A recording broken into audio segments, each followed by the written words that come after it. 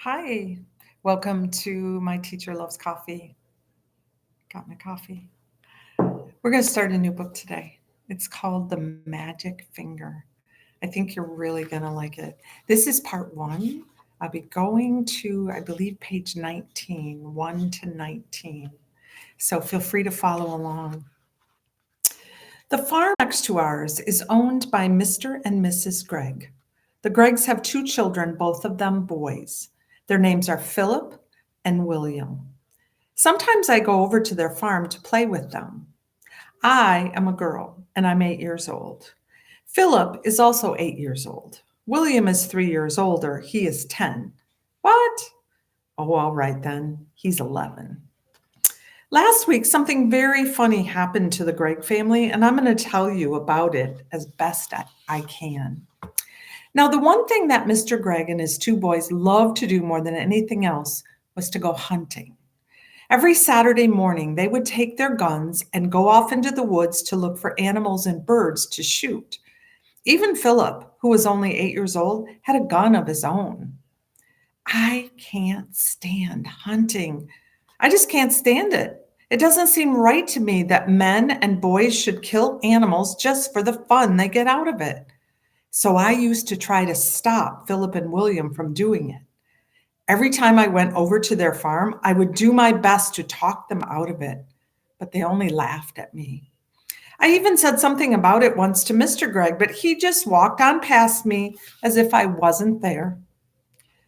Then one Saturday morning, I saw Philip and William coming out of the woods with their father, and they were carrying a lovely young deer.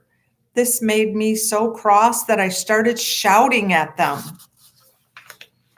The boys laughed and made faces at me, and Mr. Gregg told me to go home and mind my own P's and Q's. Well, that did it. I saw red.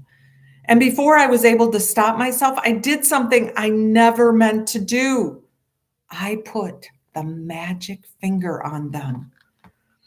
Oh dear, oh dear. I even put it on Mrs. Gregg, who wasn't there. I put it on the whole Gregg family. For months, I had been telling myself I would never put the magic finger upon anyone again, not after what happened to my teacher, old Mrs. Winter. Poor old Mrs. Winter. One day we were in class and she was teaching us spelling. Stand up, she said to me, and spell cat. Well, that's an easy one, I said. K-A-T. You are a stupid little girl, Mrs. Winter said. I am not a stupid little girl, I cried. I am a very nice little girl. Go and stand in the corner, Mrs. Winter said. Then I got cross and I saw red and I put the magic finger on Mrs. Winter good and strong. And almost at once, guess what? Whiskers began growing out of her face. They were long black whiskers, just like the ones you see on a cat, only much bigger. And how fast they grew. Before we had time to think, they were out to her ears. Of course, the whole class started screaming with laughter. And then Mrs. Winter said, "Will you be so kind as to tell me what you find so madly funny, all of you?" And when she turned around to write something on the blackboard, we saw that she had grown a tail as well. It was a huge, bushy tail. I cannot begin to tell you what happened after that. But if any of you are wondering whether Mrs. Winters is quite all right again now, the answer is no, and she never will be.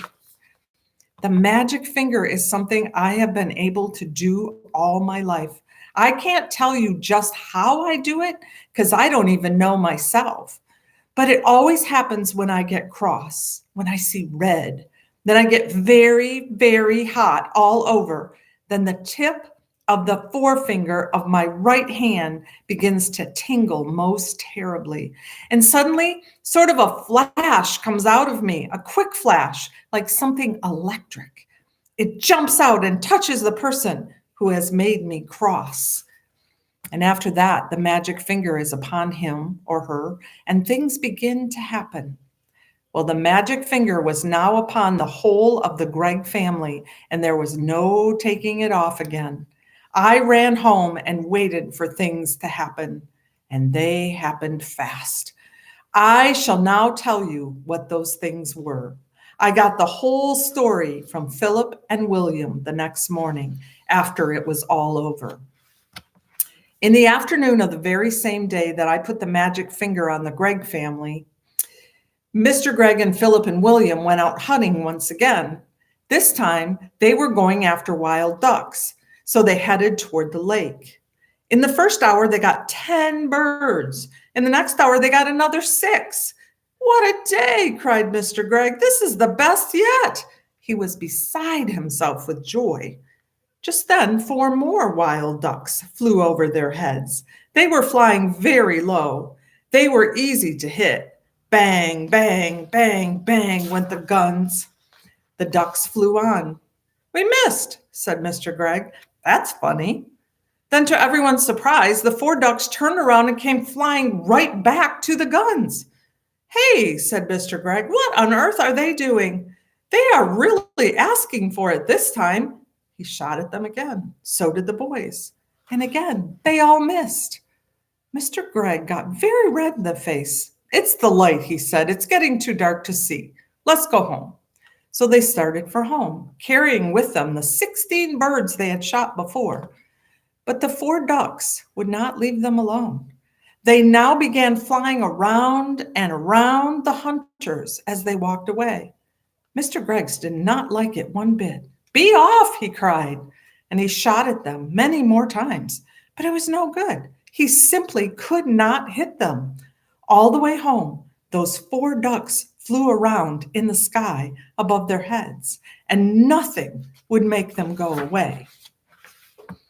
I'm going to stop right there. Go ahead and answer the questions if you're part of my reading club.